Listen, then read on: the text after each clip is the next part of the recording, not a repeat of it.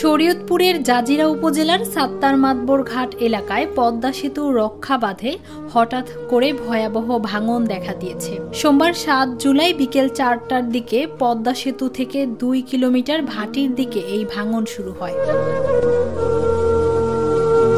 ভাঙনে প্রায় ২৫০ মিটার বাঁধ নদীতে তলিয়ে গেছে। নদীগর্ভে বিলীন হয়েছে অন্তত ১০টি ব্যবসা প্রতিষ্ঠান ও ৫টি বসতবাড়ি। স্থানীয়রা আতঙ্কে এলাকা ছাড়ছেন।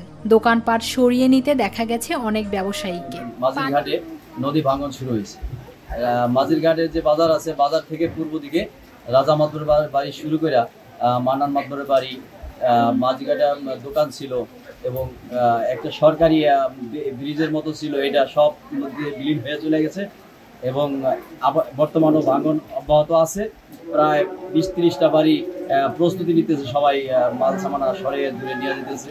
পানি উন্নয়ন বোর্ড জানিয়েছে ২০১০ থেকে ১১ অর্থ বছরে ১১০ কোটি টাকা ব্যয় নির্মিত হয়েছিল এই সুরক্ষা বাঁধ।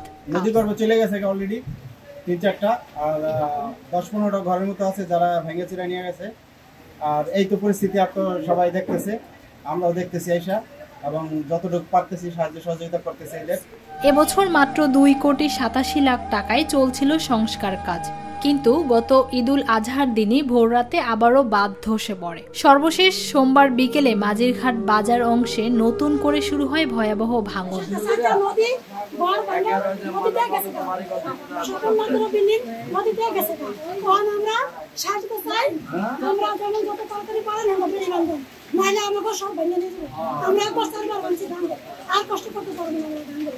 এখনো জোরালো কোনো প্রতিরোধ ব্যবস্থা চোখে পড়েনি। অবশ্যই দ্রুত কার্যকর উদ্যোগের দাবি জানিয়েছেন স্থানীয়রা।